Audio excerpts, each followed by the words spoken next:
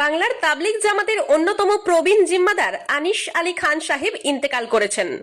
ইন্না লিল্লাহি ওয়া ইন্না ইলাইহি রাজিউন। 1947 সালের 15ই আগস্ট ভারতের স্বাধীনতার দিনে জন্মগ্রহণ করা এই বরেণ্য ব্যক্তি আজীবন ইসলামের দাওয়াত ও তাবলিগের মেহনতের সঙ্গে জড়িত ছিলেন। কর্মজীবনে সরকারি আধিকারিক হিসেবে দায়িত্ব পালন করলেও দিনের প্রতি তার অগাধ ভালোবাসা এবং সততার জন্য তিনি তাবলিগ জামাতের গুরুত্বপূর্ণ দায়িত্ব পান। মৃত্যুর পূর্বে তিনি স্ত্রী, 3 পুত্র, 3 কন্যা এবং নাতি নাতনিদের রেখে গেছেন। আনিস আলী খান সাহেব ছিলেন একাধারে সুবক্তা এবং সুসংগঠক। তার নেতৃত্বে পশ্চিমবঙ্গের বিভিন্ন স্থানে তাবলিগের কাজ পরিচালিত হয়েছে। রাজ্যের নানা প্রান্তে ইজতেমা, বয়ান ও দ্বীনি মাহফিলে তিনি গুরুত্বপূর্ণ ভূমিকা রেখেছেন। তার ব্যক্তিত্ব, বিনয় ও সারল্যে বহু মানুষ তার দ্বারা অনুপ্রাণিত হয়ে দাওয়াত ও তাবলিগের কাজে যুক্ত হয়েছেন। ইসলামের প্রচার ও প্রসারে তার অসামান্য অবদানের কারণেই তিনি তাবলিগ জামাতের অন্যতম জিম্মাদার হিসেবে স্বীকৃতি পেয়েছিলেন। দীর্ঘদিন অসুস্থ থাকার পর 10ই মার্চ তিনি শেষ নিঃশ্বাস ত্যাগ করেন। 11ই মার্চ খড়গপুর মার্কাজ মসজিদ সংলগ্ন বড় মাঠে তার নামাজে জানাজা অনুষ্ঠিত হয়।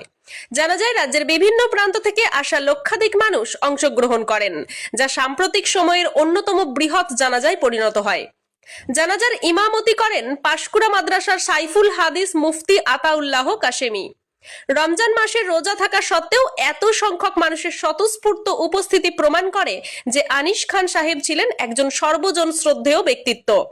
তার প্রতি মানুষের গভীর ভালোবাসা, সম্মান ও শ্রদ্ধা জানাজায় উপস্থিতির মাধ্যমেই প্রতিফলিত হয়েছে।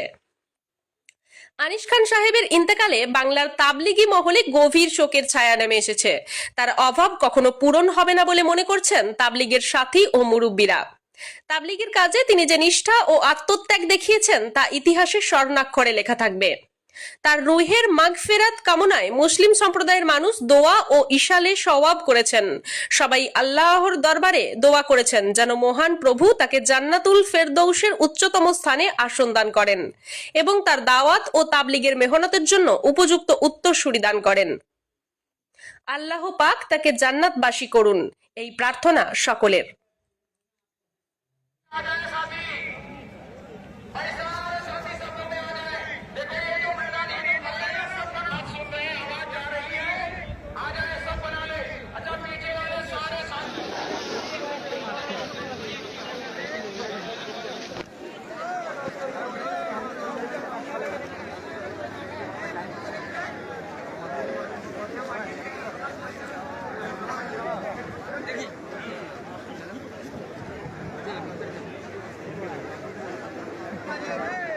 Gracias.